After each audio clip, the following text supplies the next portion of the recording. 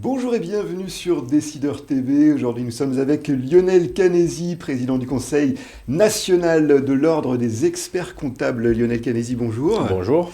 Alors, ça fait 1 an et quelques mois que vous êtes à la tête de l'Ordre. Vous avez notamment ce projet de mettre l'expert comptable au cœur de l'économie. Quelles sont vos réalisations concrètes sur ce point ? On a commencé, rappelez-vous, pendant cette campagne, moi je disais, chaque fois qu'un texte touche l'économie, les experts comptables, qui sont les économistes du quotidien, qui sont au cœur de ces entreprises, on doit être écoutés, consultés, respectés. Donc 1 an et demi après, qu'en est-il ? 50 propositions pour la relance, 32 propositions au Congrès, là 100 propositions pour la présidentielle. Donc une profession qui a choisi de se mêler de ce qui la regarde, d'être acteur plutôt que spectateur, de proposer plutôt que de protester, c'est vraiment notre leitmotiv. Et puis on voit aujourd'hui que le gouvernement reprend nos propositions, que les administrations nous consultent. Il n'y a pas un jour... La profession est plus écoutée. Aujourd'hui, tous les textes qui sortent aujourd'hui... Alors déjà, rappelez-vous, on avait fait ce coup fixe, qui est une réalisation de l'ordre, qui aujourd'hui est le dispositif qui a été repris par le gouvernement pour aider les entreprises. Donc voilà, on est au cœur du dispositif. Je crois que c'est important parce qu'on a des choses à amener au gouvernement. On a une vraie connaissance du tissu économique. Et je crois que c'est important que nous soyons écoutés et consultés. Alors être au cœur de l'économie, c'est aussi prendre sa part sur les différentes crises. Et là, les sujets ne manquent pas, malheureusement. Qu'avez-vous à dire à cet égard ? On voit que la profession a pris sa part dans cette crise du Covid, au cœur des entreprises, sauver les entreprises, faire des propositions. Je crois que c'est important. On a été là où on nous attendait. On a prouvé notre utilité. Maintenant, il y a une autre crise qui se profile, avec la crise économique qui risque d'arriver avec cette guerre en Ukraine.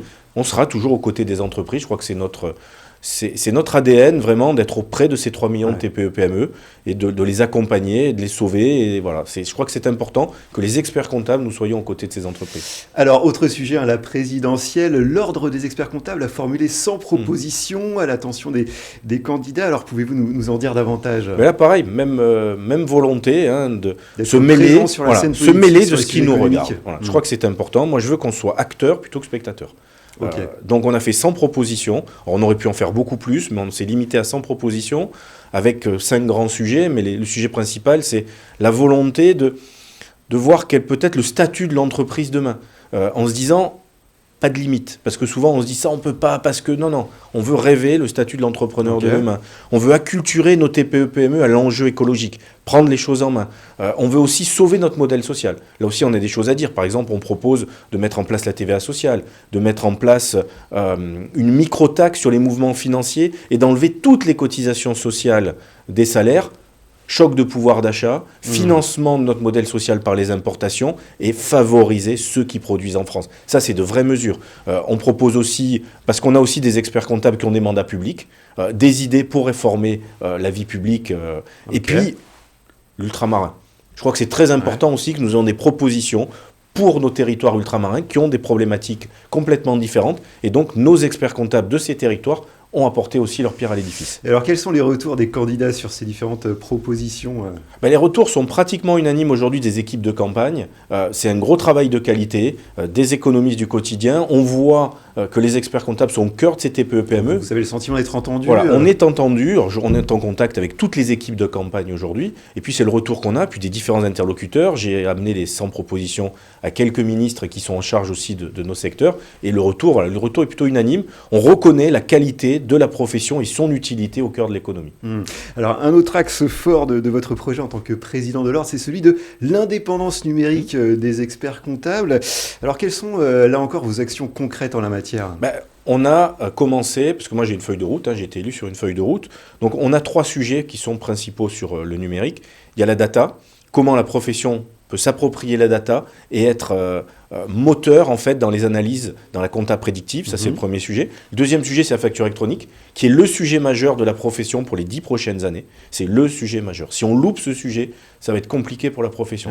On travaille beaucoup sur la facture électronique. Ça engage une vraie révolution de la profession. Et, ça engage une révolution dans la collecte des données, pas dans le métier. On restera toujours en accompagnant nos clients. Par contre, la collecte des données va changer. D'une disparition de l'expert comptable ? Pas du tout. Au contraire, bien au contraire, ça va nous faire gagner du temps sur des tâches à basse valeur ajoutée pour être encore plus près de nos clients. Par contre, celui qui va détenir la facture, détiendra la compta, il faut que ça soit l'expert comptable. Puis il y a le troisième sujet, c'est celui des startups. J'avais promis un fonds d'investissement, on l'a lancé. on est rentré au capital de MyUnisoft. Là, on a fait la première souscription. Avec Dracaris. Voilà, Dracaris, la première souscription qui est finie le 15 janvier. Donc, on a levé 7 686 000 euros. Okay. Notre objectif, c'était 7, donc on l'a dépassé de 10%. C'est environ 2500 cabinets qui représentent, avec les associés, un peu plus de 35% de la profession. Donc, on voit une vraie attente. Donc, maintenant, on a créé une envie. Maintenant, il faut la réaliser. Donc là, on va annoncer dans les jours qui viennent l'entrée au capital d'une Legal Tech et d'une RH Tech. Donc c'est parti, on y va. Et puis ça 9 avance, juin, voilà, ça avance fortement. 9 juin, la journée de l'innovation, à la fois pour le Conseil national, et puis une autre partie où ça va être des startups qui vont venir pitcher devant les actionnaires et devant le Conseil scientifique de Dracaris, qui seront les cibles futures. Mais il faut que ça soit la profession dans son ensemble qui s'approprie les futures cibles de Dracaris. Eh bien, très bien, merci pour cette intervention, Lionel Canesi. C'était l'interview du Monde du Chiffre. À très bientôt sur Décideur TV.